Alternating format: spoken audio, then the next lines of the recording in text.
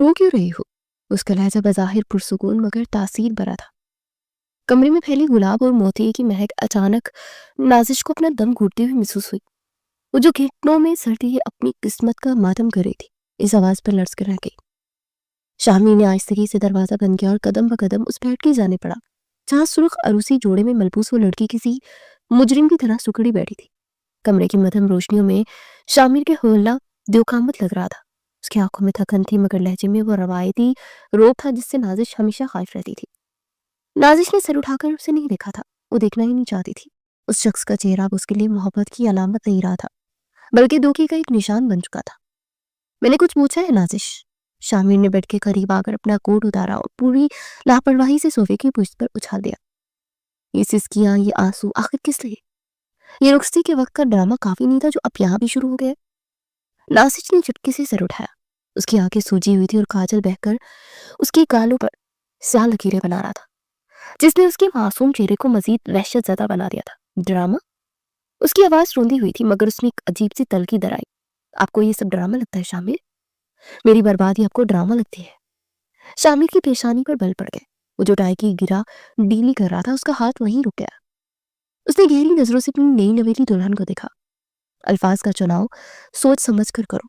आज हमारी शादी की पहली रात और मैं नहीं चाहता कि तुम अपनी बेवकूफाना बातों से मेरा मूड खराब करो। मूड तो आपका तभी खराब होगा ना जब आप फोन पर बात कर रहे थे।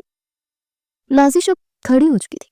भारी भरकम लहंगा और जेवरात का बोझ उसे नीचे गिरा रहा था, मगर उसके अंदर की आग उसे खड़ा रहने पर मजबूर कर रही थी। शामी की आंखों में एक पल को चमक सी भरी। तुमने क्या सुना? मैंने सब सुन लिया शामी। नाजिश की आवाज बंद होने लगी। वो अब रो नहीं रही थी, बल्कि उसके लहजे में इल्जाम था। वो दरवाजे के पीछे खड़ी, मैंने आपकी सारी बातें सुन ली थी। आप कह रहे थे कि ये शादी मजबूरी है। आप कह रहे थे कि मैं ये निकाह सिर्फ खानदान की इज्जत के लिए कर रहा हूँ, लेकिन मेरा दिल कहीं और है। नाजिश का सांस फूलने लगा। वो अल्फाज जो उसके सीने में खंजर की तरह चुभ रहे थे, अब बाहर आ रहे थे। अब दूसरा निकाह करना चाहते हैं ना? अब किसी और को लाना चाहते हैं? तो फिर मेरी जिंदगी क्यों बर्बाद की? मुझे इस जहन्नुम में क्यों धकेला? कमरे में सुनाटा छा गया। घड़ी की टक टक अचानक बहुत बुलंद महसूस होने लगी। शामी के चेहरे के तासुरात बदल गए। पहले जो हल्की सी हैरत थी, अब उसकी जगह एक सुकून ने ले ली थी। वो आहिस्ता चलता हुआ ड्रेसिंग टेबल के पास गया और अपने कफलिंग्स खोलने लगा। तो तुम जासूसी कर रही थी? उसने आईने में देखते हुए स्मार्ट लहजे में कहा। मैंने जासूसी नहीं की, मैं वहां पानी लेने गई थी। जब मैंने खैर, शामी ने उसकी बात काट दी। वो मुड़ा और बेड के साथ लगकर खड़ा हो गया। अच्छा है, तुमने सुन लिया। कम से कम मुझे अब तुम्हारे सामने मोहब्बत का झूठा नाटक नहीं करना पड़ेगा। ये एतराफ किसी तमांचे से कम नहीं था। नाजिश को लगा जैसे छत उसके सर पर आ गिरी है। वो जिस शख्स को मोहब्बत में गिरफ्तार होकर हजारों ख्वाब आंखों में सजाकर उस घर में आई थी, वो शख्स उसके सामने खड़ा होकर इतनी सफाकी से उसके जज्बात का कत्ल कर रहा था। आप इतनी जालिम कैसे हो सकता है? नाजिश ने कपकपाते हाथों से अपने ग्लोबन को नोचा। दम घुट रहा था उसका। अगर आपको मुझसे मोहब्बत नहीं थी तो इनकार कर देते। मेरी जिंदगी का तमाशा क्यों बनाया? शामिर ने एक कदम उसकी तरफ बढ़ाया। क्योंकि मैं शामिर सिकंदर हूँ और शामिर सिकंदर अपने खानदान के फैसलों से बगावत नहीं करता। लेकिन इसका मतलब ये नहीं है कि मैं अपनी ख्वाहिशात का गला घूंट दूं। मैं दूसरी शादी करूंगा और बहुत जल्द करूंगा। तो फिर जाए? नाजिश चीखी। जाए और उसी से शादी करे जिससे आप मोहब्बत करते हैं। मुझे तलाक दे। मुझे अभी इसी वक्त आजाद करे। शामिर के लोगों पर एक तंजिया मुस्कुराहट उभरी। उसके मजीद करीब हुआ। तलाक? तुम शायद भूल रही हो कि तुम इस खानदान में आई हो। यहाँ औरतें डोली में आती हैं और जनाजों में जाती हैं। तलाक का लफ्ज दोबारा अपनी जुबान पर मत लाना। मैं आपके साथ नहीं रह सकती। नाजिश पीछे हटी, यहाँ तक कि उसकी कमर दीवार से जा लगी। मैं इस रिश्ते को नहीं मानती जो झूठ की बुनियाद पर कायम हुआ है। तुम मानो या ना मानो, निकाह हो चुका है। शामी की आवाज में सख्ती आ गई थी। तुम मेरी बीवी हो और यह हकीकत अब बदल नहीं सकती। बीवी हूं, कोई जागीर नहीं। नाजिश की आंखों से दोबारा आंसू जारी हो गए। आप दूसरा निकाह करना चाहते हैं तो शौक से करें, लेकिन अब मेरे करीब मत आइएगा। वो कपकपाती आवाज में बोली, अपना बाहरी लहंगा संभालते हुए दुपट्टा उतारने लगी। उस लिबास से, उस जेवर से उस कमरे से फरार चाहती थी। वो चाहती थी कि बाहरी भरकम लिबास उतारकर वो वापस अपनी उसी सादा जिंदगी में लौट जाए जहां सुकून था। लेकिन शामिर की निगाहें उसके हर अमल का पीछा कर रही थी। उसे देखा कि कैसे नाजिश के हाथ कांप रहे थे, कैसे उसका गोरा रंग खौफ और गुस्से से सुर्ख हो रहा था। اس کی مزاحمت نے شامر کے اندر کے مرد کو، اس کی انا کو للکارا تھا. تو مجھ سے میرا شرعی حق نہیں چھین سکتی. شامل نے اچانک اس کا ہاتھ کلائی سے پکڑ لیا. اس کی گرفت آئینی تھی. تم پر میرا پورا اختیار ہے. نازش نے اپنا ہاتھ چھڑانے کی کوشش کی. چھوڑے مجھے، آپ زبردستی نہیں کر سکتے، یہ گناہ ہے. گناہ اور ثواب کا فیصلہ تم کرو گے.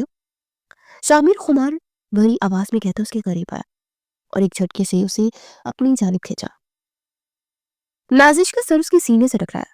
وہ اس کے پرفیوم کی تیز خوشبو اس کے وجود کی تپش محسوس کر سکتی تھی. میں تمہیں بتا رہا ہوں نازش، اس کمرے کے اندر صرف میری مرضی چلتی ہے. تم میری بیوی ہو اور ایک بیوی کا کام شوہر کی اطاعت کرنا ہے، سوال کرنا نہیں. میں اسی اطاعت پر لعنت بھیجتی ہوں. نازش نے پوری قوت سے اسے دھکا دیا، لیکن شامر اپنی جگہ سے ہلا تک نہیں. الٹا اس نے اس کی کمر کے گرد بازو مائل کر کے اسے دیوار کے ساتھ جگڑ دیا. اب ان کے درمیان فاصلہ نہ ہونے کے برابر تھا. شامر کی گرم سانسیں نازش کے چہرے پر پڑ رہی تھی اور نازش کا دل زور سے دھڑک رہا تھا. اسے ڈر لگا کہ کہیں سینے سے پاہینی نہ آ جائے. خوف کی سرد لہر اس کی ریڑھ کی ہڈی میں دوڑ گئی. تمہاری یہ سرکشی، شامر نے سرگوشی کی. اس کی نظریں نازش کے لرزتے لبوں پر جمی تھی. تمہاری حیثیت مجھے مزید اشتعال دلا رہی ہے. مجھے چیلنج مت کرو. میں وہ سب کچھ حاصل کرنا جانتا ہوں جو میرا ہے. پلیز. نازش کی ہمت جواب دے گئی. غصہ اب التجا میں بدل رہا تھا. ایسا مت کریں، اللہ سے ڈرے، مجھے مت چھوئیں. آپ کا دل اگر میرے پاس نہیں ہے تو اس کا جسم کا کیا کریں گے؟ شامل نے اس کی تھوڑی پکڑ کر اس کا چہرہ اوپر اٹھایا. دل کا سودا الگ ہے اور حقوق کا معاملہ الگ. تو میری منگوہا اور آج کی رات صرف میری ہے. نازش نے اپنی آنکھیں میچ لی. گرم آنسو شامل کے ہاتھ پر گرے. وہ جانتی تھی وہ جسمانی طور پر اس کا مقابلہ نہیں کر سکتی. وہ ایک نازک سی لڑکی ہے اور وہ ایک طاقتور مرد ہے، لیکن اس کی روح انکار کر رہی تھی. دیکھو میری طرف. شامل نے حکم دیا. نازش نے بامشکل آنکھیں کھولی. شامل کی آنکھوں میں اب وہ سکون نہیں تھا بلکہ ایک عجیب سی دیوانگی تھی. ایک ایسا جنون جو ملکیت کے احساس سے پیدا ہوتا ہے. آج تم جو بھی کہو، جتنا بھی رو لو، یہ حقیقت نہیں بدلے گی کہ تم مسز شامر سکندر ہو. اور میں تمہیں یہ باور کروا کے رہوں گا کہ اسلام کا مطلب کیا ہوتا ہے. اس کے ساتھ ہی شامر جھکا. نازش نے منہ پھیرنا چاہا لیکن شامر کی گرفت سخت تھی. کمرے کی فضا میں تناؤ اپنے عروج پر تھا. باہر شاید رات کی سہی گہری ہو رہی تھی، لیکن اس کمرے کے اندر نازش کی زندگی سیاہ ترین رات کا آغاز ہو چکا تھا. وہ جانتی تھی کہ صبح کا سورج جب طلوع ہوگا تو وہ نازش نہیں رہے گی. وہ کل تک تھی اور وہ کچھ اور بن چکی ہوگی.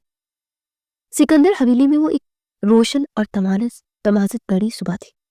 فیصل آباد کے پوش علاقے میں واقع یہ پرشکوہ حویلی اپنے مکینوں کے کہکوں اور باتوں سے گونج رہی تھی. ناشتے کا دسترخوان بچ چکا تھا اور ڈائننگ ٹیبل کی بجائے بی جان کے حکم پر صحن میں بچھی بڑی چارپائیوں اور کرسیوں پر لگایا جاتا تھا. جوائنٹ فیملی سسٹم کی خوبصورتی یہی تھی کہ دن کا آغاز سب ایک ساتھ کرتے تھے. پراٹھوں کی خوشبو، انڈوں کا کاخینہ، چائے کی کیتلی سے اٹھتی بھاپ اور پس منظر میں بچوں کا شور. نازی اور لڑکی، رک جاؤ ورنہ ٹانگیں توڑ دوں گی تمہاری. یہ طاہر میں یعنی شامر کی والدہ کی کرخت مگر اپنائت بری آواز تھی جو کچن سے بلند ہوئی اور اگلے لمحے 17 سالہ نازش ہوا کے دوش پر اڑتی ننگے پاؤں بھاگتی صحن میں نمودار ہوئی. اس کے ہاتھوں میں گیلی آٹے کا پیڑا تھا اور چہرے پر شرارت بھری مسکراہٹ.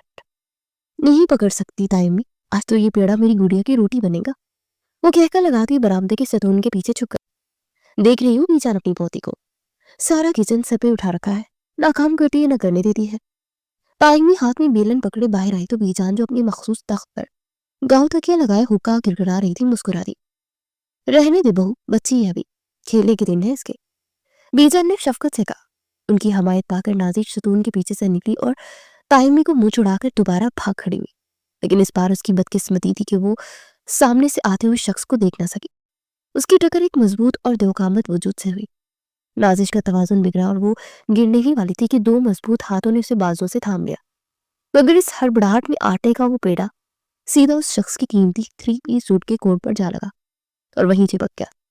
سن میں یکدم خاموشی چھا گئی. بچوں کا شور تھم گیا. تائمی نے ماتھے پر ہاتھ مارا. نازش نے ہڑبڑا کر اوپر دیکھا. سامنے شامر سکندر کھڑا تھا. 26 سالہ شامر جو اپنی سنجیدہ کمگو طبیعت اور روبدار شخصیت کی وجہ سے پورے خاندان میں مشہور تھا. وہ بھی آفس جانے کے لیے تیار ہو کر نکلا تھا اور ہاتھ میں لیپ ٹاپ، بیگ اور فائلز تھی.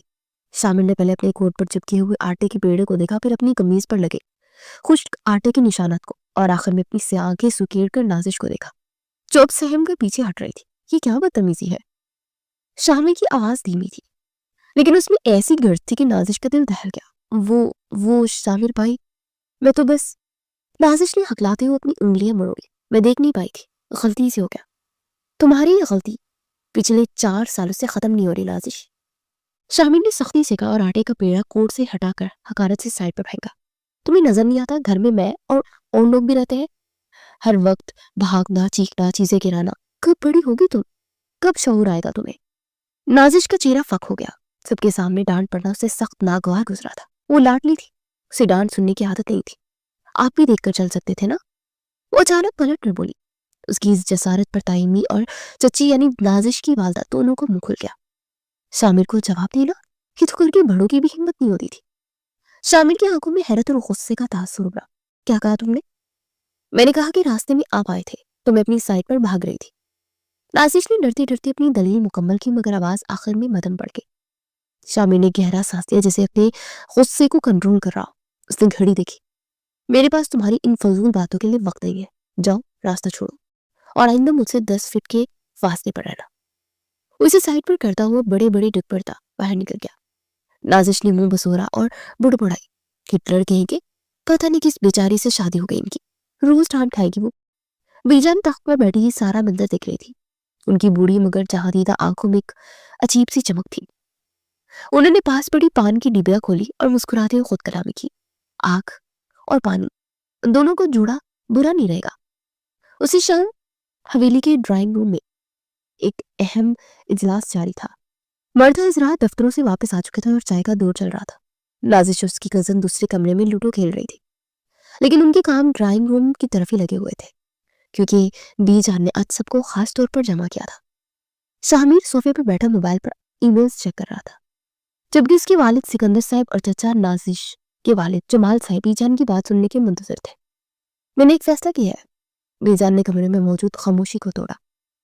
शामिर अब माशाल्लाह सेटल हो चुका है, बिजनेस संभाल लिया, घर का बड़ा बेटा है। अब मैं चाहती हूँ कि इसका घर बस जाए। शामिर के हाथ रुके। उसे सर उठाकर दादी को देखा। बीजान, अभी शादी? अभी तुमने बिजनेस को एक्सटेंड करना है।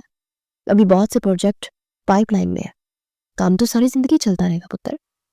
बीजान ने हुक्म सादे करने वाले लहजे में कहा, और मुझे बहू ढूंढने के लिए जूतियां घुसाने की जरूरत नहीं है। हीरा हमारे घर में मौजूद है। सबकी नजरें बीजान पर जम गई। शामिर को एक नामालूम सा खटका लगा। मेरी पोती नाजिश। बीजान ने इत्मीनान से कहा। मैंने फैसला किया कि शामिर और नाजिश का रिश्ता तय कर दिया जाए। कमरे में जैसे बम फट गया। चची के चेहरे पर खुशी की लहर दौड़ गई, क्योंकि शामिर जैसा लायक दामाद मिलना खुशकिस्मती थी। लेकिन शामिर अपनी जगह से उठ खड़ा हुआ। बीजान, आप होश में तो है? वो शिद्दत जज्बात में अदब का तकाजा बोलने लगा था, मगर फिर संभल गया। मेरा मतलब है, आप जानती है नाजिश कौन है? वो एक बच्ची है बीजान। उसमें और मुझ में जमीन आसमान का फर्क है। वो नादान है, उसे जिंदगी की अलिफ बे का भी इल्म नहीं। और मैं एक मेच्योर पार्टनर चाहता हूँ, जो मुझे समझ सके, ना कि कोई ऐसी लड़की जिसे मुझे पालना पड़े। शामिर का लहजा टूटूक था। उसे नाजिश बुरी नहीं लगती थी, आखिर कजन थी, मगर बीवी के रूप में ये तस्वुर ही मुहाल था। उसे हमेशा एक छोटी शरारती बच्ची समझता था, जिसकी हरकतों पर उसे कुफ्फत होती थी। तो क्या हुआ? पीजा ने अपनी लाठी जमीन पर मारी। औरत शौहर के सांचे में ढल ही जाती है। उसमें बचपना है, क्योंकि वो लाडली है। जब जिम्मेदारी पड़ेगी तो सुधर जाएगी। और तुम हो ना समझाने के लिए उसे। मैं उसे सुधारने के लिए शादी नहीं करना चाहता। शामी ने माथे पर आई शिकलों को मसा। मुझे ऐसी लड़की चाहिए जो ज़हनी तौर पर मेरे मायार की हो, जिससे मैं बात कर सकूं। नाजिश से मैं क्या बात करूंगा? गुड़ियों की शादी की या स्कूल के किस्सों की? शामिर, सिकंदर साहब ने बेटे को टोका। मीजान के फैसले के आगे नहीं बोलते। बाबा, ये मेरी पूरी जिंदगी का सवाल है। शामिर ने बेचारगी से कहा। वो मुझसे उम्र में भी छोटी है और ज़हनी सतह पर तो बहुत ही ज्यादा। हमारा कोई जोड़ नहीं है। तो इसी तरह दरवाजे की ओट में खड़ी नाजिश ये सुन रही थी। उसके हाथ में लूडो का दाना वैसे ही रह गया। उसे शामिर की बातें समझ नहीं आ रही थी कि ज़हनी सतह क्या होती है, लेकिन उसे इतना समझ आ गया था कि उसकी शादी की बात हो रही है और वो दुल्हा शामिर है। उसकी कजन ने उसे कौन ही मारी। अरे वाह नाजी, तुम तो शामिर भाई की दुल्हन बनोगी। कितने हैंडसम है ना वो। नाजिश के गाल सुर्ख हो गए। उसे शामिर के गुस्से या संजीदगी का ख्याल नहीं आया। उसे सिर्फ वो चमकदार शेरवानी, भारी लहंगा, ढोलक और मेहंदी का तस्वुर अच्छा लगा। उसके लिए शादी का मतलब सिर्फ हल्ला गुल्ला और तैयार होना था। उसे कतई अंदाजा नहीं था कि शामिर अंदर किस बुनियाद पर इनकार कर रहा है। لیکن وہ تو بہت غصے والے ہیں نا۔ نازش نے سرگوشی کی، مجھے ڈانٹیں گے تو نہیں؟ ارے بدو، اس کی بڑی کزن نے ہنس کر کہا، بیویوں کو تھوڑی ڈانٹتے ہیں، بیوی سے تو پیار کرتے ہیں، فلمیں نہیں دیکھی تم نے؟ نازش کے ذہن میں فلمی مناظر گھومنے لگے، وہ شامر جو روز صبح اسے جاہل اور بچی کہہ رہا تھا اب اس کے تخیل میں اس کے لیے پھول لا رہا تھا۔ وہ شرما کر وہاں سے بھاگ گئی۔ اندر کمرے میں بحث جاری تھی۔ میں نے جو کہہ رہا تھا کہہ دیا، بی جان نے حتمی لہجے میں کہا، اگلے مہینے منگنی ہے اور اس کے بعد 2 مہینے بعد نکاح۔ مجھے اس موضوع پر مزید بحث نہیں کرنی۔ جمال، تمہیں کوئی اعتراض تو نہیں؟ نہیں بی جان، شامر سے اچھا لڑکا مجھے کہاں ملے گا؟ جمال صاحب نے آجزی سے کہا۔ شامر نے ایک نظر اپنے والد پر ڈالی جو نظریں جھکائے بیٹھے تھے، پھر بی جان کو دیکھا جو پتھر کی لکیر بن چکی تھی۔ وہ جانتا تھا کہ اس گھر میں بی جان کے فیصلے کے خلاف جانا بغاوت سمجھا جاتا ہے، اور شامر باغی نہیں تھا، وہ ذمہ دار تھا، اور یہی ذمہ داری آج اس کے گلے کا پھندا بن گئی تھی۔ ٹھیک ہے، شامر نے سخت لہجے میں کہا، اگر آپ سب کی یہی خواہش ہے تو میں تیار ہوں، لیکن یاد رکھیے دادی، اب 2 الگ لوگوں کو ملا رہی ہیں، اس کا انجام جو بھی ہوگا اس کی ذمہ دار آپ ہی ہوں گی۔ یہ کہہ کر وہ کمرے سے نکل گیا۔ جب وہ کوریڈور سے گزر رہا تھا تو اس نے دیکھا کہ نازش اپنی کزنز کے ساتھ کھڑی ہے اور اسے دیکھ کر شرما رہی ہے۔ اس کی آنکھوں میں وہ معصومیت تھی جو شامر کو زہر لگ رہی تھی۔ بے وقوف لڑکی، شامر نے دل میں سوچا۔ اسے اندازہ ہی نہیں تھا کہ وہ کس آگ میں کودنے جا رہی ہے۔ اسے لگ رہا تھا کہ یہ کوئی کھیل ہے۔ شامر وہیں رک گیا۔ اس نے نازش کو اشارے سے بلایا۔ نازش جو ابھی اسے اپنا ہیرو مان بیٹھی تھی، مسکراتی ہوئی قریب آئی۔ جی شامر با۔ وہ رکی۔ جی شامر۔ شامر نے اس کی آنکھوں میں جھانکا۔ بہت خوش ہو تم؟ جی۔ نازش نے اعتراف کیا۔ بیجان نے بتایا کہ ہماری خوش فہمی میں مت رہنا نازش۔ شامر نے اس کی بات کاٹ دی۔ اس کا لہجہ برف کی طرح ٹھنڈا تھا۔ یہ شادی میری مرضی سے نہیں ہو رہی، یہ مجھ پر تھوپی جا رہی ہے۔ تم ایک بچی ہو اور میرے لیے ہمیشہ ایک بچی ہی رہو گی۔ مجھ سے کسی قسم کی امید مت رکھنا۔ یہ الفاظ نازش کے سر پر سے گزر گئے۔ وہ اتنی سادگی میں تھی کہ اسے لگا شامر شاید مذاق کر رہا ہے یا اس کا یہ سٹائل ہے۔ اب فکر نہ کریں، میں بھری ہو جاؤں گی۔ نازش نے چہک کر کہا، میں اب آٹا بھی نہیں گراؤں گی، اچھی بیوی بنوں گی، دیکھ لیجیے گا۔ شامر نے اسے افسوس بھری نظروں سے دیکھا۔ اسے اس لڑکی کی کمکلی پر ترس آیا۔ بڑی ہونے میں اور سمجھدار ہونے میں فرق ہوتا ہے نازش، اور افسوس تم یہ فرق کبھی نہیں سمجھ پاؤ گی۔ تو اسے وہیں چھوڑ کر اپنے کمرے میں چلا گیا۔ نازش وہیں کھڑی تھی، اس کے چہرے پر ابھی بھی مسکراہٹ تھی، مگر اب اس میں تھوڑی سی الجھن شامل ہو گئی تھی۔ عجیب ہے یہ، اس نے کندھے جھکائے، پتہ نہیں کب خوش ہوں گے۔ خیر، جب میں سرخ لہنگا پہنوں گی تو خود ہی مان جائیں گے۔ اسے کیا خبر تھی کہ سرخ لہنگا پہننے تک نوبت کہاں تک پہنچ جائے گی۔ اسے نہیں معلوم تھا کہ جس بچپن پر وہ آج فخر کر رہی ہے، وہی بچپنا اس کی ازواجی زندگی کا سب سے بڑا دشمن بن جائے گا۔ بیجان کی ضد نے 2 لوگوں کو باندھ تو دیا تھا، مگر دھاگے کچے تھے اور گرہیں بہت زیادہ۔ رات کے کھانے پر جب سب جمع ہوئے تو مبارکبادوں کا سلسلہ جاری تھا۔ نازش کے ہاتھوں میں مٹھائی تھی اور سب کو وہ کھلا رہی تھی، اور شامر خاموشی سے کھانا کھا رہا تھا۔ اس کا چہرہ سپاٹ تھا۔ جب نازش مٹھائی کا ٹکڑا لے کر اس کے پاس آئی تو سب خاموش ہو گئے۔ منہ میٹھا کرے نا، نازش نے پیار سے کہا۔ شامر نے پلیٹ سے نظریں ہٹائی اور نازش کے مہندی لگے ہاتھوں کو دیکھا، پھر اس نے آہستگی سے مٹھائی کا ٹکڑا لیا اور منہ میں رکھ لیا۔ مبارک ہو نازش، اس نے رسمی انداز میں کہا، تمہیں تمہاری یہ جیت مبارک ہو۔ جیت؟ نازش نے حیرت سے پوچھا، یہ کوئی گیم تھی کیا؟ ہاں، شامر نے تلخی سے مسکرا کر کہا، اور تم نے ابھی شروعات کی ہے، کھیل تو اب شروع ہوگا نا۔ شامر کے عجیب سے لہجے پر نازش اسے دیکھتی رہ گئی۔ روشنی اب مدھم پڑ چکی تھی، مہمان رخصت ہو چکے تھے، ڈولک کی تھاپ تھم چکی تھی، اور کوریڈور میں صرف گلاب اور چمبیلی کے پھولوں کی بھینی بھینی سی خوشبو پھیلی ہوئی تھی۔ شامر کوریڈور کے سرے پر کھڑا اپنے عروسی کمرے کے بند دروازے کو گھور رہا تھا۔ اس کی قیمتی شیروانی سوٹ اب اسے کسی قید کی طرح محسوس ہو رہا تھا۔ اسے گلے میں پڑی پھولوں کی مالائیں اتار کر ایک طرف میز پر رکھ دی اور گہرا سانس لے کر خود کو کمپوز کرنے کی کوشش کی۔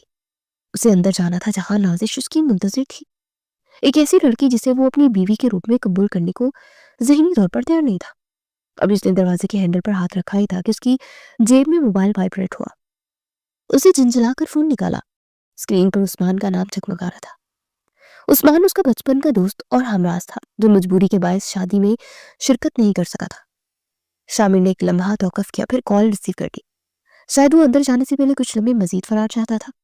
ہاں عثمان، اس کی آواز میں تھکن واضح تھی۔ مبارک ہو میرے شیر۔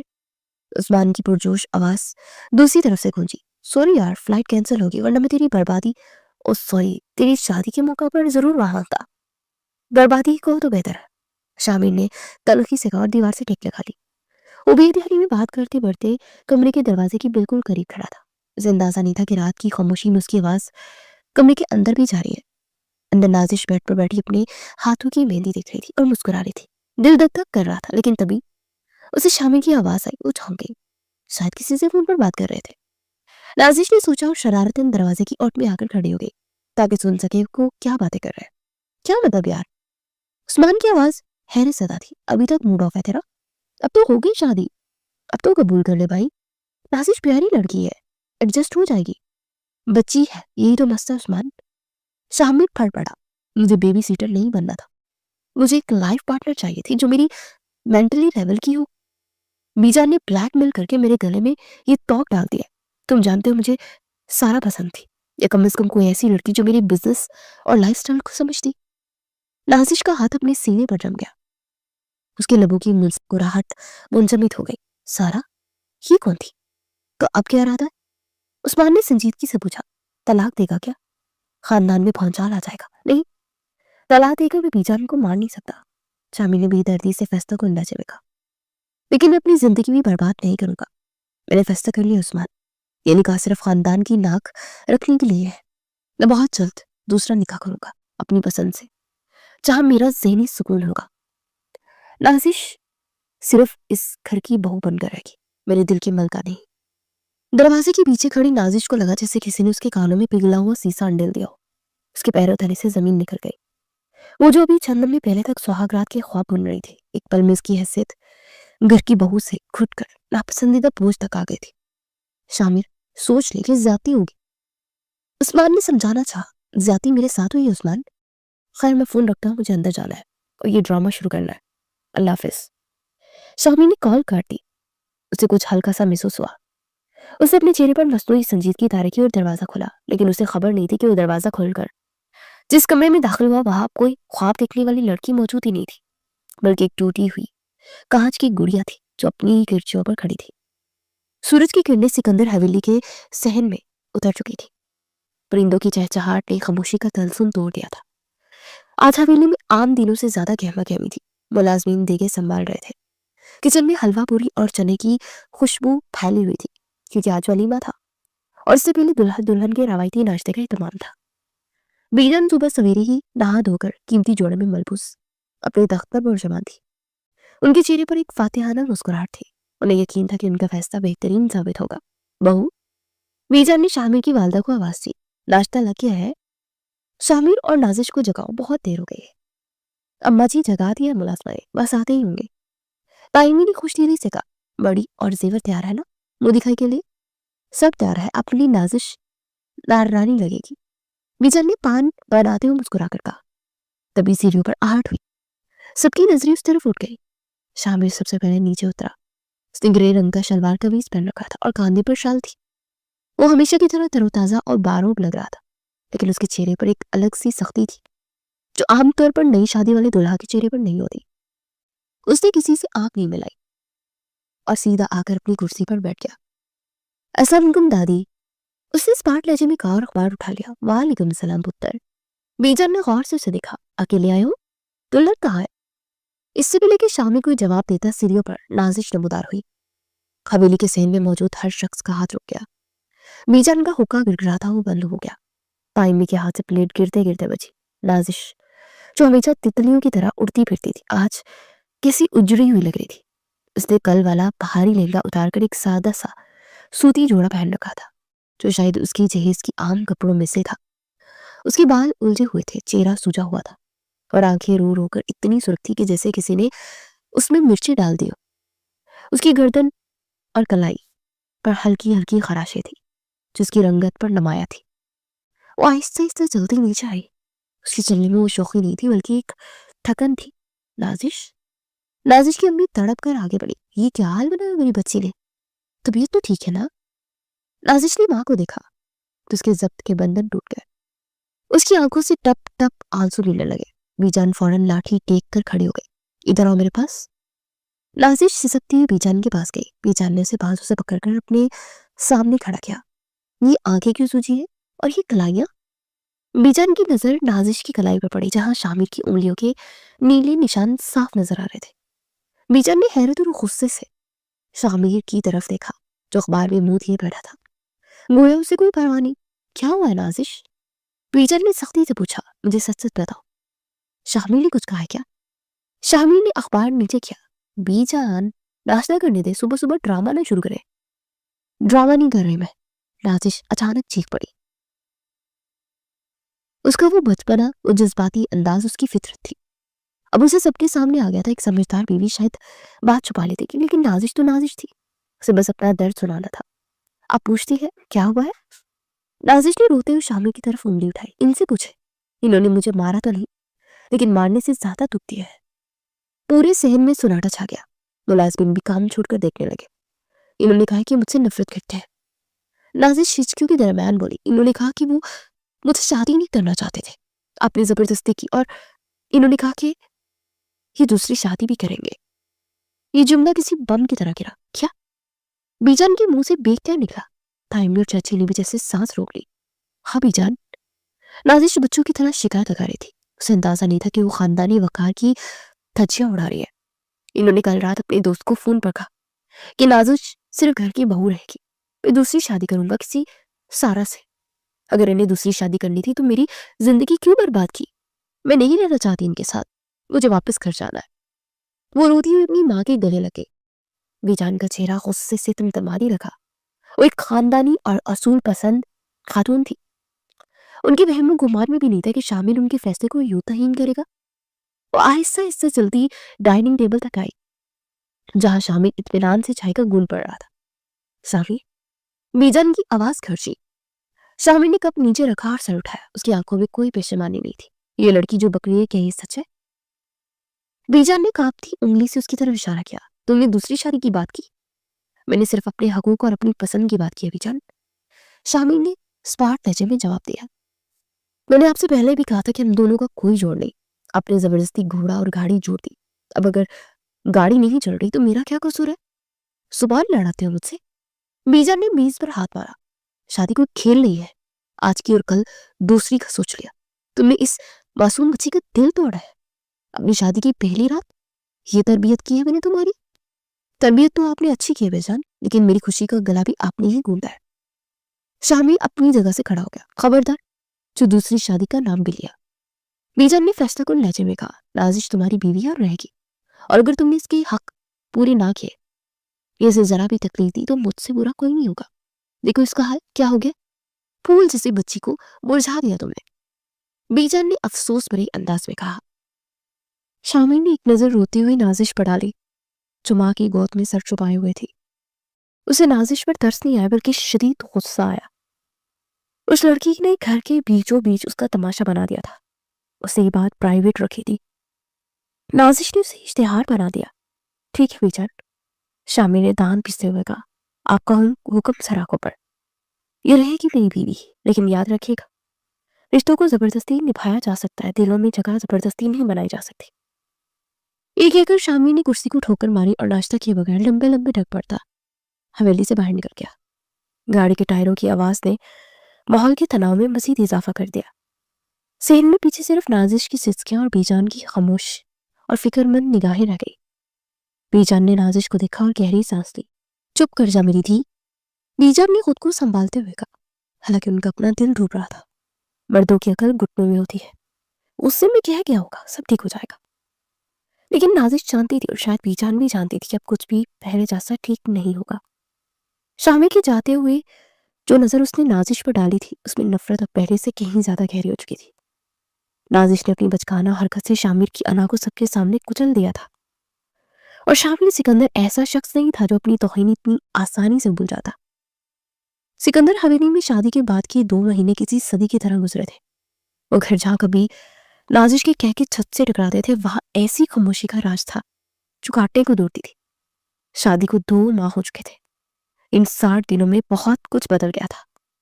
वो नाजिश जो पहले शौक और चंचल थी, वो हमेशा हंसती रहती थी, अब संजीदगी का लबादा ओढ़ चुकी थी। दूसरी तरफ शामिर था اس کا رویہ گھر والوں کے لیے کسی صدمے سے کم نہیں تھا۔ بچپن سے لے کر آج تک شامی نے کبھی بی جان کی آنکھ میں آنکھ ڈال کر بات نہیں کی تھی، کبھی ان کی ناراضگی برداشت نہیں کی تھی، لیکن 2 مہینوں میں اس نے ثابت کر دیا تھا کہ جب انسان کی انا کو چوٹ لگتی ہے تو ہر انسان کو رون دیتا ہے۔ بی جان شامل سے خفا تھی، سخت خفا۔ اس سے بات نہیں کرتی تھی، اس کی طرف دیکھتی نہیں تھی۔ انہیں امید تھی کہ وہ 4 دن میں شامل ان کے قدموں میں بیٹھ کر معافی مانگے گا، وہ نازش کو اپنا لے گا، لیکن شامل نے جو رویہ اپنایا اس نے بی جان کو اندر سے ہلا کر رکھ دیا تھا۔ اس نے بی جان کی خفگی کو قبول کر لیا تھا۔ وہ صبح سویرے اٹھتا، تیار ہوتا، ناشتے کی میز پر آتا اور خاموشی سے ناشتہ کر کے چلا جاتا۔ نہ وہ بی جان کو منانے کی کوشش کرتا، نہ سلام میں پہل کرتا۔ اس کی بے تنائی بی جان کے لیے کسی تازیانے سے کم نہیں تھی۔ شام کا وقت تھا، لاؤنج میں بی جان، تائمی اور چچی بیٹھی تھی۔ ٹی وی چل رہا تھا مگر کسی کی توجہ اسکرین پر نہیں تھی۔ نازش ایک کونے میں صوفے پر بیٹھی مٹر چھیل رہی تھی۔ اس کا سر جھکا ہوا تھا اور انگلیاں مکائن کے انداز میں چل رہی تھی۔ نازی پتر، تائمی نے خاموشی توڑی۔ ان کے لہجے میں فکر تھی۔ تم کیوں یہ کام کر رہی ہو؟ ملازمہ کر لے گی؟ تم جاؤ، ذرا تیار شار ہو جاؤ، شامر کے آنے کا وقت ہونے والا ہے نا۔ شامر کے نام سنتے ہی نازش کے ہاتھ ایک پل کو رکے، پھر دوبارہ چلنے لگے۔ اسے سر اٹھایا۔ اس کی آنکھوں میں وہ ویرانی تھی جو کسی کا بھی دل ہلا کر رکھتے۔ میں ٹھیک ہوں تائمی، تیار کس لیے ہوں؟ انہیں میرے تیار ہونے یا نہ ہونے سے کوئی فرق نہیں پڑتا۔ اس کا لہجہ اتنا سپاٹ تھا کہ تائمی کا دل کٹ کے رہ گیا۔ ایسے نہیں کہتے بچے، چچی نے تڑپ کر کہا۔ میاں بیوی میں اونچ نیچ ہو جاتی ہے، کب تک کیوں منہ پھلائے بیٹھو گی؟ پہل تم کر لو۔ پہل جنگ میں کی جاتی ہے امی، رشتوں میں نہیں۔ نازش نے تلخی سے جواب دیا اور مٹر کی ٹوکری اٹھا کر کچن کی طرف چل دی۔ بی جان خاموشی سے اپنی پوتی کی جھکی ہوئی کمر کو دیکھ رہی تھی۔ ان کے ہاتھ میں تسبیح تھی مگر دانے رک چکے تھے۔ یہ لڑکی، تائمی نے بی جان کی طرف دیکھا۔ بی جان، مجھے ڈر لگ رہا ہے، یہ تو بالکل بجھ گئی ہے، نہ ہنستی ہے نہ بولتی ہے۔ شامر تو جیسے پتھر کا ہو گیا ہے، رات کو دیر سے آتا ہے اور صبح منہ اندھیرے ہی چلا جاتا ہے۔ یہ دونوں ایک چھت کے نیچے اجنبی بنے ہوئے ہیں، میں کیا کروں بہو؟ بی جان کی آواز میں پہلی بار وہ روایتی گرج نہیں تھی بلکہ ایک تھکن تھی۔ میں نے سوچا تھا کہ وقت کے ساتھ شامر کا غصہ ٹھنڈا ہو جائے گا، محبت پیدا ہو جائے گی، مگر وہ تو میری طرف دیکھتا بھی نہیں ہے۔ اس لڑکی نے میری تربیت پر سوال اٹھا دیا ہے۔ اماں جی، آپ نے دیکھا نہیں؟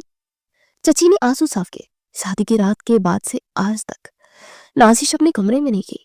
وہ آپ کے کمرے میں فرش پر بستر لگا کر سوتی ہے۔ 2 مہینے ہو گئے، محلے والے باتیں بنانے لگے ہیں کہ بہو دادی کے کمرے میں کیوں سوتی ہے اور بیٹا گیسٹ روم میں۔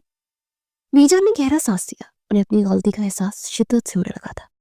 وہ انا اور خاندانی وقار کے چکر میں 2 زندگیوں کو ایسے دوراہے پہ لے تھی جہاں واپسی کا راستہ نہیں مل رہا تھا۔ رات کے 10 بج رہے تھے۔ بی جان اپنے کمرے میں بیڈ پر لیٹی تھی، لیکن نیند ان کی آنکھوں سے کوسوں دور تھی۔ کمرے کے دوسرے کونے میں کارپٹ پر بچھے گدے پر نازش لیٹی ہوئی تھی۔ اس نے منہ پر چادر ٹان رکھی تھی مگر بی جان جانتی تھی کہ وہ جاگ رہی ہے۔ نازش، بی جان نے نرمی سے پکارا۔ چادر کے اندر ہلکی سی جنبش ہوئی، پھر نازش نے چہرہ باہر نکالا۔ جی بی جان، بیٹا اپنے کمرے میں کیوں نہیں جاتی؟ بی جان نے وہی پرانا سوال دہرایا جو وہ پچھلے 2 ماہ سے روز پوچھ رہی تھی۔ کب تک یہاں بوڑھی دادی کے پاس سوتی رہو گی؟ تمہارا شوہر ہے، کمرہ ہے، جاؤ اسے مناؤ، اس کا دل موم کرو۔ عورت کی طاقت اس کی عاجزی میں ہوتی ہے۔ نازش اٹھ کر بیٹھ گئی، اس کی آنکھوں کے گرد سیاہ ہلکے پڑ چکے تھے۔ بی جان، جس کمرے میں میری سانس گھٹتی ہو وہاں جا کر میں مر جاؤں؟ نازش کا لہجہ دھیما مگر کاٹدار تھا۔ اور کسے مناؤں؟ اس شخص کو جو مجھے دیکھنا تک گوارا نہیں کرتا۔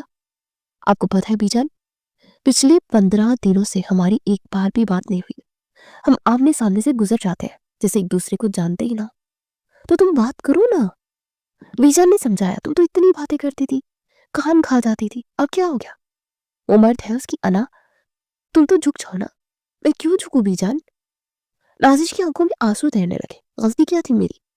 صرف یہ کہ میں بچی تھی، صرف یہ کہ مجھے رشتوں کی سمجھ نہیں تھی۔ آپ نے اور سب نے مل کر مجھے ایسے شخص کے پلے باندھ دیا جو مجھ سے نفرت کرتا ہے۔ آپ نے میری شوخیاں چھین لی، میرا بچپنا چھین لیا، اب میری خودداری تو رہنے دے۔ بی جان لاجواب ہو گئی۔ نازش سچ کہہ رہی تھی۔ انہوں نے ہمیشہ نازش کے بچپنے کو اس کی خامی سمجھا، حالانکہ وہی اس کی خوبصورتی۔ جاؤ، جا کر سو جاؤ اپنے کمرے میں، اور یہ میرا حکم ہے۔ بی جان نے لہجہ سخت کرنے کی کوشش کی، شاید پرانا روپ کام کر جائے۔ نازش کھڑی ہوئی، اس نے اپنا تکیہ اٹھایا۔ ٹھیک ہے بی جان، اگر آپ مجھے اپنے کمرے سے نکال رہی ہیں تو چلی جاتی ہوں۔ لیکن یاد رکھیے گا، جسم ادھر چلا بھی گیا تو روح وہیں دروازے پہ کھڑی رہے گی۔ وہ اپنا بستر سمیٹ کر کمرے سے نکل گئی۔ بی جان اسے جاتے ہوئے دیکھتی رہی اور پہلی بار انہیں اپنی غلطی کا بہت زیادہ احساس ہوا۔ کوریڈور میں اندھیرا تھا، نازش اپنی کمرے کی طرف بڑھ رہی تھی۔ اس کا دل زور زور سے دھڑک رہا تھا۔ اسے اس بند دروازے سے وحشت ہوتی تھی۔ اب اس نے دروازہ کھولا ہی تھا کہ سامنے سے شامیر آتا دکھائی دیا۔ وہ شاید ابھی آفس سے لوٹا تھا۔ اس نے ہاتھ میں کوٹ پکڑا ہوا تھا اور ٹائی ڈھیلی کر رکھی تھی۔ دونوں کا آمنا سامنا دروازے کے بیچ میں ہوا۔ نازش رک گئی، شامیر بھی رک گیا۔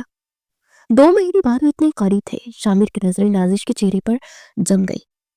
اس نے نوٹ کیا کہ وہ کتنی کمزور ہو گئی ہے۔ اس کی آنکھوں کی وہ چمک جو اسے چبھتی تھی اب بجھ چکی ہے۔ اسے اچانک ایک عجیب سی کوفت کا احساس ہوا۔ وہ یہ نہیں چاہتا تھا، وہ نازش کو سدھارنا چاہتا تھا، اسے مارنا نہیں چاہتا تھا، لیکن اس کی انا فوراً آڑے آ گئی۔ اسے وہ لمحہ یاد آیا جب نازش نے ناشتے کی میز پر سب کے سامنے اس کا تماشا بنایا تھا۔ راستہ دو، شامیر نے سچ لہجے میں کہا۔ نازش نے سر اٹھا کر اسے دیکھا۔ اس کی آنکھوں میں کوئی شکایت نہیں تھی، بس ایک خلا تھا۔ وہ خاموشی سے ایک طرف ہو گئی۔ شامیر اندر داخل ہوا اور بیڈ پر بیٹھ کر جوتے اتارنے لگا۔ نازش اندر آئی اور صوفے کی طرف بڑھ گئی۔ اس نے تکیہ وہیں رکھا اور لیٹ گئی۔ کمرے میں حبس زدہ خاموشی تھی۔ شامیر کو یہ خاموشی کاٹ رہی تھی۔ اسے وہ پرانی نازش یاد آئی جو ہر وقت کچھ نہ کچھ بولتی رہتی تھی۔ آج میرا سوٹ جل گیا، آج میں نے کھیر بنائی، آج مالی بابا نے مجھے پھول دیا۔ اب یہاں صرف سانسوں کی آواز تھی۔ تم دادی کے کمرے میں کیوں نہیں سو رہی آج؟ شامیر نے بنا اس کی طرف دیکھے پوچھا۔ اسے خود بھی حیرت ہوئی کہ اس نے پہل کیوں کی۔ انہوں نے نکال دیا۔ نازش نے کروٹ لے کر دیوار کی طرف منہ کر لیا۔ شاید انہیں بھی اب مجھ سے ہمدردی نہیں رہی۔ شامیر کے ہاتھ رک گئے۔ یہ جملہ بہت بھاری تھا۔ ڈرامے بند کرو نازش، اس نے روایتی سختی سے کہا۔ مظلوم بننے کا بہت شوق ہے تمہیں؟ شوق تو مجھے جینے کا تھا شامیر صاحب۔ نازش کی آواز ختم تھی، دیوار سے ٹکرا کر واپس آئی۔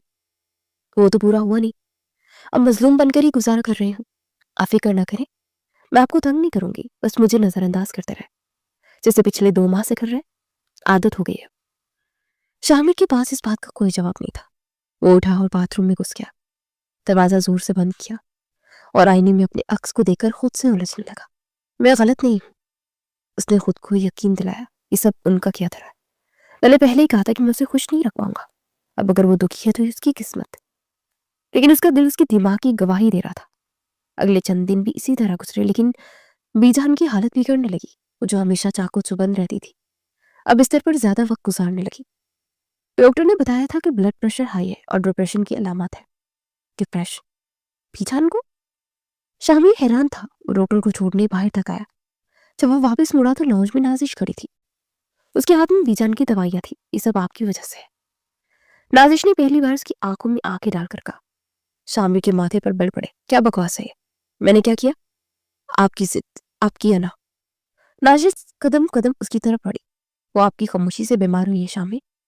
انہوں نے مجھے زبردستی آپ کے گلے باندھا، یہ ان کی غلطی تھی، میں مانتی ہوں، لیکن اس غلطی کی سزا آپ انہیں کیوں دے رہے ہیں؟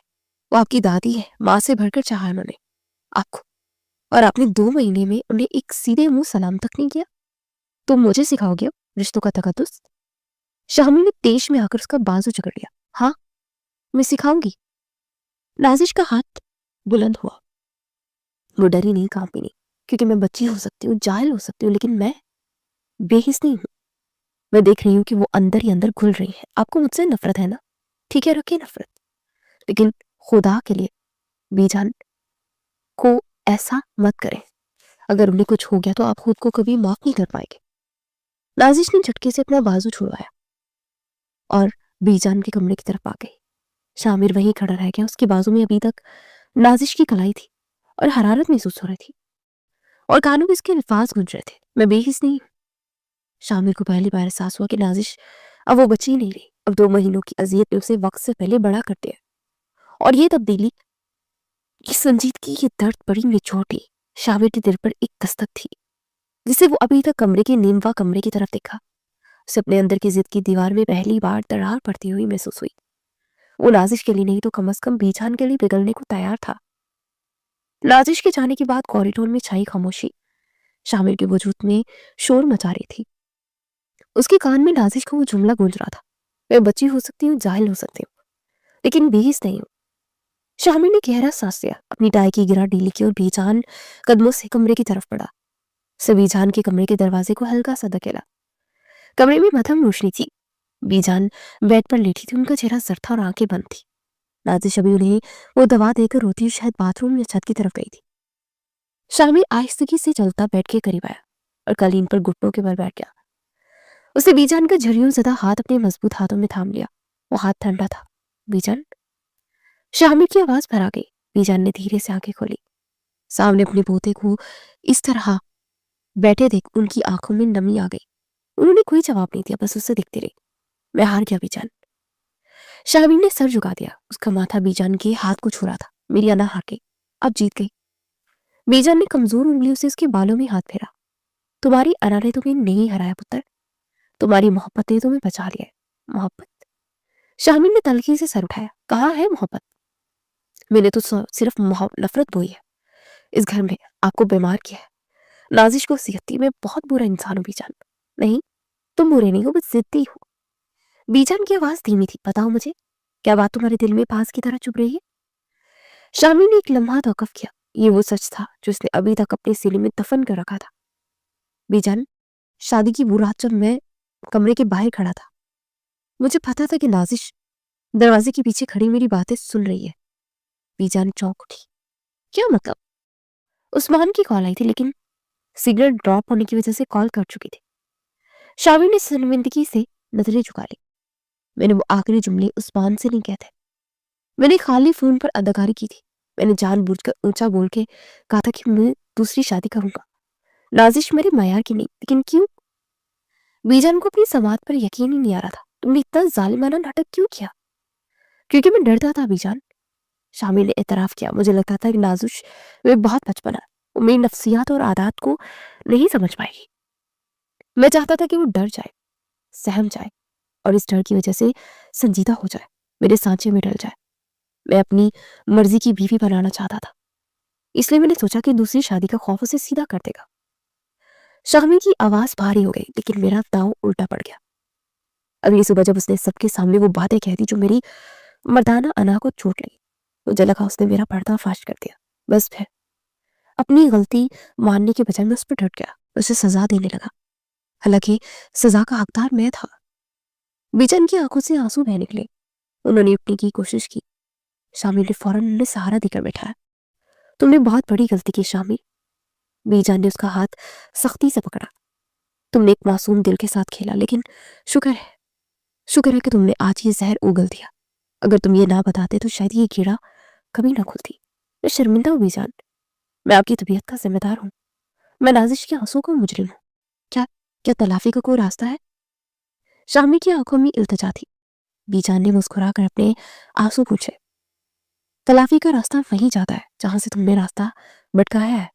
نازش، وہ بچی ابھی تک تمہاری راہ تک رہی ہے، اسے مناؤ، اسے یقین دلاؤ کہ تمہاری مجبوری نہیں، تمہاری ضرورت ہے۔ میں منا لوں گا دادی، شامل نے عزم سے کہا۔ میں اس کے چہرے پر وہ پرانی ہنسی واپس لاؤں گا، چاہے اس کے لیے مجھے کچھ بھی کرنا پڑے۔ ایک ہفتے بعد سکندر حویلی میں آج معمول کی خاموشی کا راج تھا۔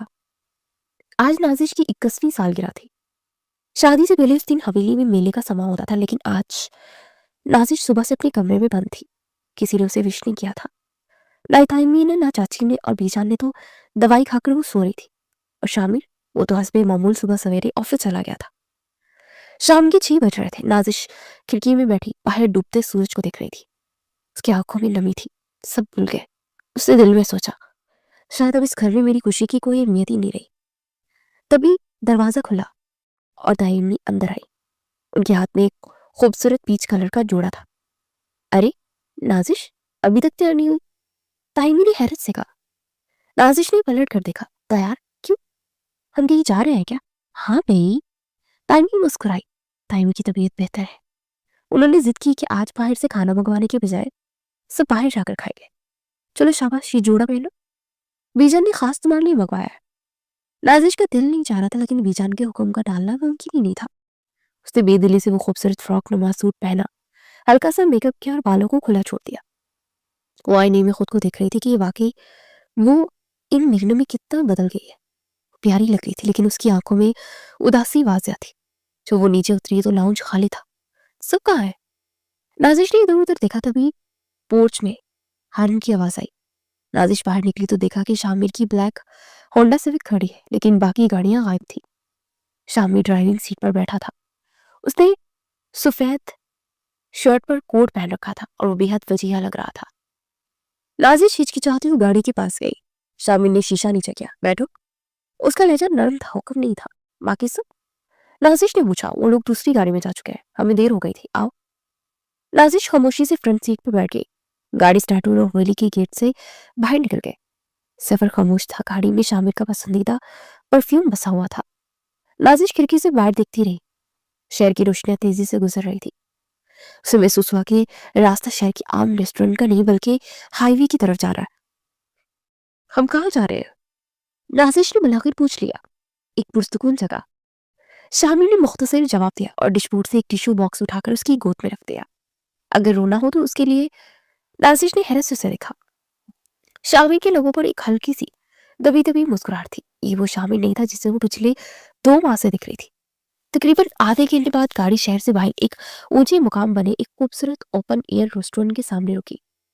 यहाँ से पूरा शहर रोशनियों के समंदर की तरह दिखाई दे रहा था। ठंडी हवा चल रही थी, लेकिन हैरत की बात थी कि वहां बीजान, ताइमी या चाची कोई भी नहीं था। और सिर्फ एक टेबल सजी थी जिस पर मोमबत्तियों की रोशनी झिलमिला रही थी और दरमियान में एक बड़ा सा चॉकलेट केक रखा था। नाजिश वहीं जम गई। ये सब क्या है? बाकी सब कहाँ है? शामिर उसके पास और उसकी आंखों में झांका। बाकी सब घर पर है। उन्हें पता है कि आज हमें अकेले बात करने की जरूरत है। लेकिन आपने तो कहा था। मैंने झूठ बोला। शामिर ने इतराफ किया। जैसे उस रात बोला था।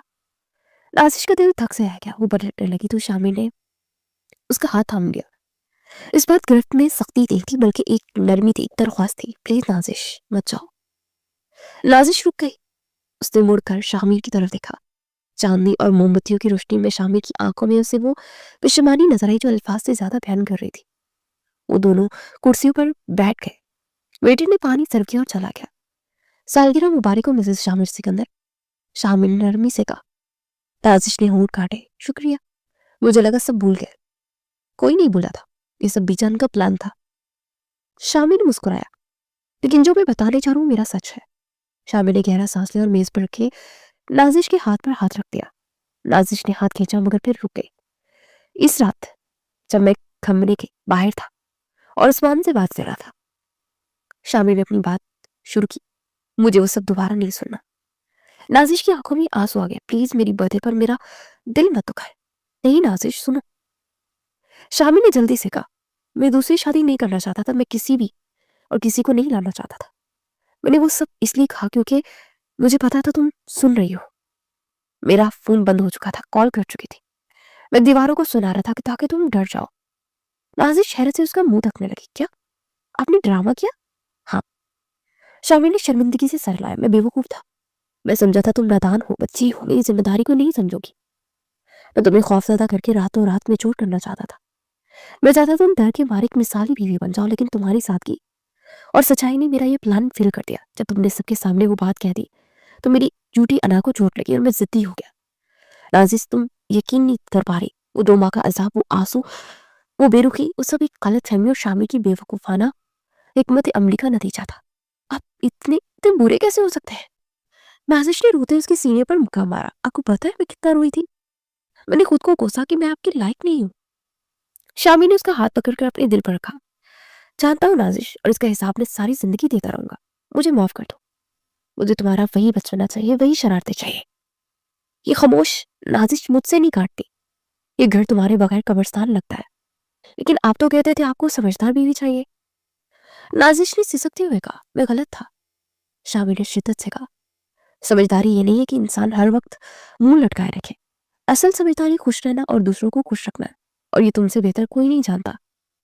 तुमने बीचार का ख्याल रखा जब मैं अपनी अना में अंधा था। तुमने साबित कर दिया कि तुम मुझसे कहीं ज्यादा मैच्योर हो। शामिर ने अपनी जेब से एक मखमली डिबिया निकाली और उसे खोला और मैं हीरे की एक नाजुक सी अंगूठी जगमगा रही थी। ये कोई मुआवजा नहीं है, ये एक वादा है। शामिर ने अंगूठी निकालकर नाजिश की उंगली में बनाई। आज के बाद तुम्हारी आंखों में आंसू मेरी वजह से नहीं आएंगे। हम लड़ेंगे, झगड़ेंगे, शायद तुम दोबारा मेरा आटा मेरे कोट पर गिरा दो, लेकिन मैं तुम्हें कभी नजरअंदाज नहीं करूंगा। नाजिश ने अपने आंसू पोंछे पर वही पुरानी खोई हुई मुस्कुराहट धीरे धीरे उसके लबों पर लौट आई। आटा तो मैं फिर भी गिराऊंगी और आपको डांटने भी नहीं दूंगी। शामिर खुलकर हंस पड़ा। मंजूर है, सब मंजूर है, बस तुम हंसती रहा करो। उन्होंने मिलकर केक काटा। हवाओं में खनकी थी लेकिन उनके दरमियान अब कोई सर्द मेहरी नहीं थी। शामिर ने केक का टुकड़ा नाजू को खिलाया और नाजिश ने शामिर को। वक्त वापसी का सफर खामोश नहीं था। नाजिश बता रही थी कि कैसे उसने मीजान के साथ मिलकर ये साजिश नाकाम बनाई और शामिर सिर्फ उसे सुन रहा था, उसकी आवाज के जीरो बम को महसूस कर रहा था। उसे अब समझ आ गया था कि घर परफेक्ट होने से ये नहीं बसते, खुश रहने से बसते हैं। गाड़ी जब हवेली के पोर्च में रुकी तो ऊपर टेरेस पर बीजान खड़ी थी। उन्होंने देखा कि शामिर ने गाड़ी का दरवाजा खोलकर नाजिश को उतारा। दोनों मुस्कुराते हुए एक साथ अंदर आ रहे थे। बीजान ने आसमान की तरफ देखकर शुक्र अदा किया, आखिरकार मिल ही गए। अंदर लाउंज में नाजिश भागकर अपनी कमरे की तरफ नहीं गई बल्कि शहमी के साथ सीढ़ियां चढ़ी। जब वो कमरे के दरवाजे पर पहुंचे तो नाजिश रुकी। शामिर ने दरवाजा खोला और मुस्कुराकर उसे रास्ता दिया। Welcome back Mrs Nazish. Shamir Sikandar. Nazish मुस्कुराई और इस मुस्कुराहट में अब कोई डर नहीं था, सिर्फ यकीन था। वो अंदर दाखिल हुए, दरवाजा बंद हो गया।